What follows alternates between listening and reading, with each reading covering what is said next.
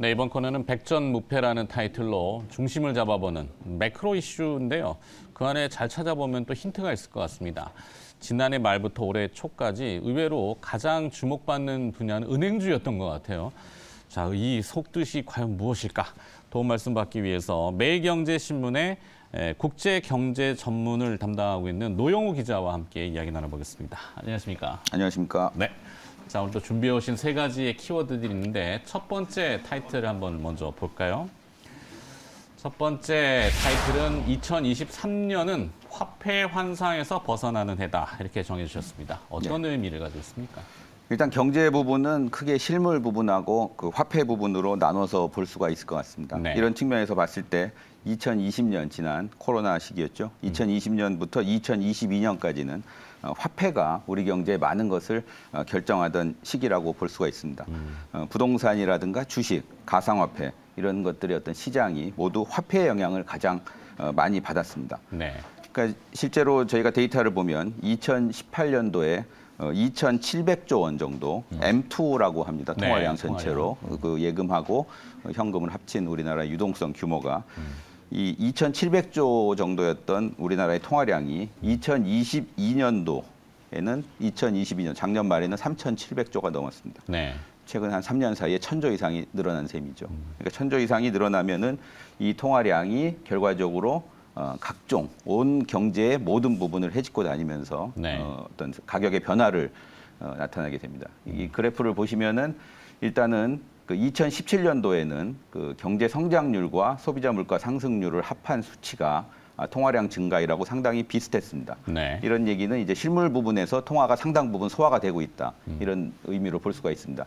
하지만 이제 2018년도부터는 경제 성장률과 소비자 물가 상승률을 합한 수치와 통화량 증가율 간의 괴리가 발생하게 됩니다. 가장 괴리가 컸던 해를 살펴보면 2021년도를 보면은 통화량은 12.9%, 13%가량 늘었습니다. 네. 하지만 경제 성장률은 4.1%, 물가 상승률은 2.5%, 2배가량 늘었다는 얘기죠. 이렇게 되면은 이 돈들이 어디로 가냐면 자산 시장으로 흘러가게 됩니다. 네. 생산물 시장에서 자산 시장으로 흘러가면 주식이라든가 부동산, 가상화폐 이런 것들이 통화량 증가의 원인을 받아가지고 실질적으로 기업의 가치가 변화가 없고 부동산 가격의 변화가 없는데도 불구하고 화폐의 현상만으로 가격이 급등하는 이런 현상들이 발생하게 됩니다. 네. 하지만 그 2022년도를 보면 통화량이 급속히 줄어듭니다. 이게 결과적으로 미국의 긴축과 우리나라의 금리 인상에 따른 영향인데요.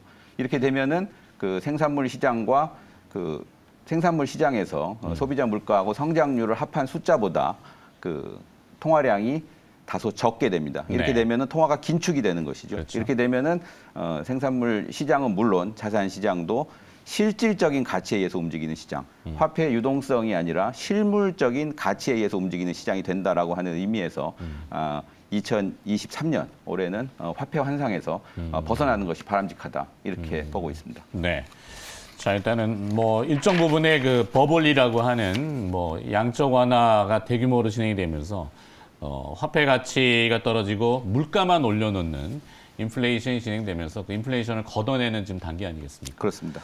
자, 그래서 원점으로 좀 회귀한 단계에서 새롭게 출발해야 되는데 두 번째 키워드가 그것을 또 설명해 주는 것 같습니다. 두 번째 키워드를 보시도록 하죠.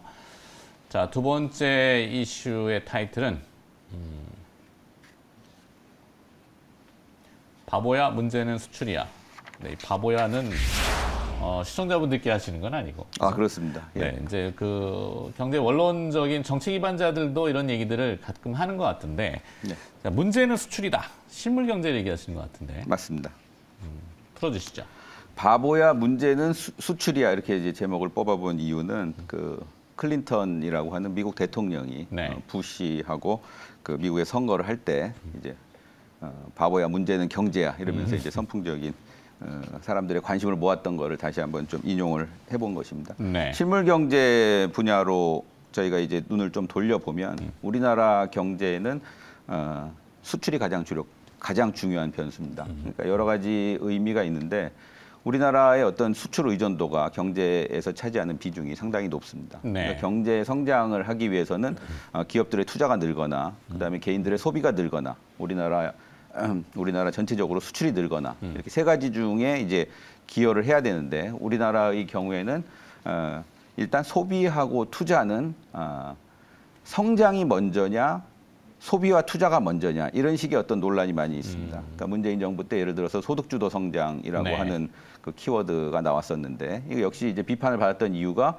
소득이 늘어서 성장을 하는 것이냐 성장이 늘어나서 소득이 늘어나는 것이냐 이런 식의 어떤 먼저냐 달걀이 맞습니다. 먼저냐 그 논쟁에서 상당히 좀 그 벗어나기가 어려운 측면이 있습니다. 우리나라의 소비하고 투자도 마찬가지입니다. 경제가 성장을 할 때 투자가 늘어나는 것이냐 아니면 그 투자가 늘어나서 경제가 성장하는 것이냐 이런 식의 어떤 문제들이 있고요. 하지만 수출하고 경제 성장 간에는 뚜렷한 인과관계가 있습니다. 네. 이것은 수출이 먼저입니다. 쉽게 얘기하면 수출이 늘어나야 우리나라 경제가 성장을 하는 것입니다. 근데 이제 수출의 전망을 보면 일단 정부가 내년도 수출을 전망한 숫자가 있습니다. 마이너스 4.5%입니다. 내년도 수출이 올해보다 상당폭 감소한다는 얘기입니다. 네. 우리나라 수출이 이렇게 감소한다고 하는 것은 상당히 오랜만의 일이고 일단 두 가지 정도를 생각을 해볼 수가 있을 것 같은데 첫 번째는 그동안에 우리나라가 여러 번 위기를 겪었습니다. 금융위기도 겪었고 외환위기, 1997년도에 외환위기도 겪었는데 그 당시에 이제 우리나라의 어떤 성장의 동력은 수출에서 가져왔습니다. 수출이 늘어나게 된 원인은 원화 환율이 급등을 하고 네. 그 수출이 이제 원화 환율 효과를 받아서 상당히 빠른 속도로 올라가면서 우리나라 경제가 회복되는 국면을 겪었는데 올해하고 그러니까 작년하고 올해는 원화 환율이 상당히 높습니다. 네. 상당히 지금 올해 전망치가 한 1,350원대 전망하고 있고 작년도는 환율이 높을 때는 1,400원대까지 전망을 했습니다.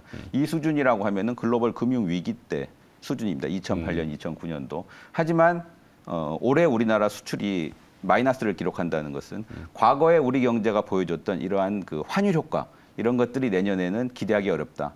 이건 거꾸로 얘기하면은 환율 효과라고 하는 것을 감안하고서라도 우리나라의 어떤 실물 경제나 글로벌 경제가 상당히 어렵다. 네. 공급망의 문제도 발생하고 있다. 이런 부분들 때문에 우리나라 수출이 상당 부분 어려워질 것으로 예상을 하게 됩니다. 내년도 수출 전망이 어둡다는 것은 실물 경제에서도 우리나라의 어떤 회복 모멘텀을 찾기가 쉽지가 않다. 이렇게 보고 있습니다. 네. 자, 일단 뭐 수치상으로 봤을 때 지난해 말까지 우리가 제법 긴 기간 동안 무역 수지가 적자가 나오고 있는 모습을 봤잖아요. 그렇습니다. 네, 실물이 상당히 둔화되고 있는 것은 목도하는 현실인데 네. 그렇다면 이제 세 번째 키워드 얼마나 길어질 거냐 이것이 문제죠. 세 번째 키워드 보시도록 하겠습니다. 자, 세 번째의 키워드는 결국에는 경기 침체, 골이 깊고 오래 갈 수도 있다. 좋지 않은 뉘앙스인데. 네, 그렇습니다. 오늘 이렇게 얘기를 하다 보니까 계속 좀 우리 경제 전망에 대해서 약간 좀 어두운 얘기를 많이 하게 되는데 결국에는 현실을 인지하고 바닥이라는 저점을 통과하는 구간이라면은 뭐 그것이 또 앞으로 미래가 있으니까. 자, 일단 프로는 봐야 될 텐데 어느 정도 지금 상황이냐? 일단은 화폐를 좀 봤고요. 우리나라 네. 경제 모멘텀이 됐던 수출 환경도 좀 돌아봤습니다. 세 번째는 이제 비즈니스 사이클 부분인데요. 자본주의 경제라고 하는 것은 항상 좋을 수만 없고 항상 나쁠 수만 없습니다. 항상 경기가 상승 국면을 올라가다가 정점을 거치고 그다음에 이제 다시 하강 국면으로 돌입하고 그다음에 저점을 거쳐서 다시 상승 국면을 진입하는 이것을 갖다가 이제 경기 순환 주기라고 합니다. 우리나라의 경우에는. 그럼 이제 그래프에서 보시듯이 우리나라는 여러 차례 이제 경기 순환 주기를 겪고 있습니다. 이 부분은 화폐하고는 상관이 없는 것입니다. 실물 경기가 어떤 식으로 흘러가는가를 보여주는 그 하나의 어떤 파동 같은 그래프를 말하는 것입니다. 네. 근데 이제 여러분들이 다 아시다시피 코로나19로 인해서 우리 경제가 급전직하하는 2020년도에 급전직하하는 모습을 보이게 되는 것이고 이때 이제 경기의 어떤 저점 가장 바닥을 형성했다라고 이제 사람들이 많이 얘기를 했었습니다.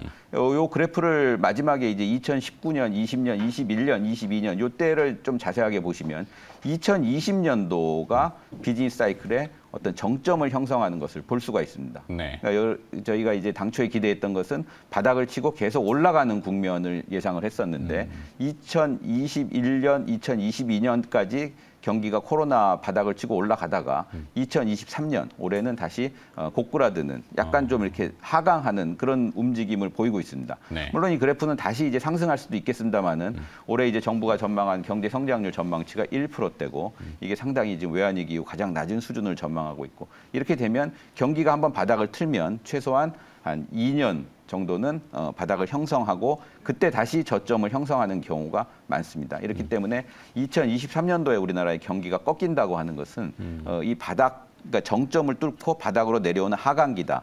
이렇게 되면은 바닥을 형성하기까지는 조금 더 시간이 걸릴 것으로 이렇게 예상이 되고 있고요.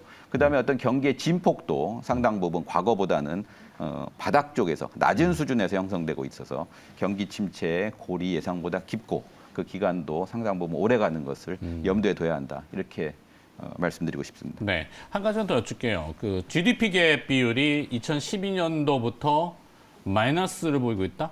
이것이 시사하는 바는 뭔가 2012년도 맞나요? 2012년도 네. 정도로 이제 관측이 되는데 경기 사이클이라고 하는 것은 아까 말씀드린 것처럼 정점과 저점을 오가면서 이렇게 이제 흘러가는 그런 부분이고요. 네. 정점일 때의 수준과 저점일 때의 수준을 한번 생각을 해볼 수가 있을 것 같습니다. 이 부분은 우리나라의 어떤 그 경제적인 실력 이런 것들을 보여주는 부분인데 우리나라의 어떤 진폭이라는 것이 경기가 변동을 하면서도 우리나라의 어떤 성장했을 때 성장률이 상당히 낮고 네. 하락했을 때 어떤 마이너스 성장률은 상대적으로 높은 그런 측면이 나타나는 것이 2012년부터라고 볼 수가 있습니다. 이렇게 되면 이제 이 부분이 그 GDP 갭이라고 하는 것은 실제 어떤 경제 성장률이 우리나라의 잠재적인 실력보다 높으냐 낮으냐를 보여주는 지표인데 전체적인 수준을 보면 저기 그래프에서 0이라는 것을 기준으로 2012년부터는 그 0 밑에서 이렇게 움직이는 것을 볼 수가 있습니다. 이 얘기는 네. 무슨 얘기냐면은 우리나라의 경제가 우리나라의 실력보다 상당히 낮은 수준에서 움직이고 있다. 이렇게 말씀을 드릴 수가 있을 것 같습니다. 이런 부분도 내년도도 그 같은 방식으로 올해도 같은 방식으로 좀 전망을 해보면 일단 이 작년에 2022년도에 우리나라가 금리를 많이 올리지 않았습니까? 네네. 금리를 올린 것에 대한 시차는 그 경제의 효과로 나타나는 기간은 3분기 내지 4분기 정도로 보고 있습니다. 바로 나타나는 것이 아닙니다. 그렇기 때문에 올해는 작년도에 우리가 금리를 올렸던 것에 대한 그 효과가 올해 본격적으로 상반기에 본격적으로 나타날 것으로 예상이 되고 대외적인 여건도 상당히 안 좋습니다. 이런 부분들을 감안하면 2023년 올해도 우리 경제가 잠재 성장률 밑에서 움직일 가능성이 높다. 네. 이렇게 보고 이는 결과적으로는 조금 더 중장기적인 침체를 예고하는 것이 아니냐. 이런 약간 좀 우울한 전망이 나오고 있는 것입니다. 근데 이제 제가 마지막으로 말씀드리고 싶은 것은 네. 이런 것들은 이제 전체적인 매크로 환경입니다. 그쵸. 매크로 환경 속에서도 상당히 이제 성장하는 종목이 있고 성장하는 부동산이 있고 실질적인 어떤 그 개별적인 어떤 주식이나 부동산의 움직임하고는 움직임에 영향을 미칠 수는 있겠지만은 네. 그 움직임하고는 정확히 일치하는 것은 아니다. 그렇죠. 이렇게 볼 수 있겠습니다. 네, 주가라는 게 이제 동행 지표라기보다는 약간 선행성을 띠기 때문에 그렇습니다.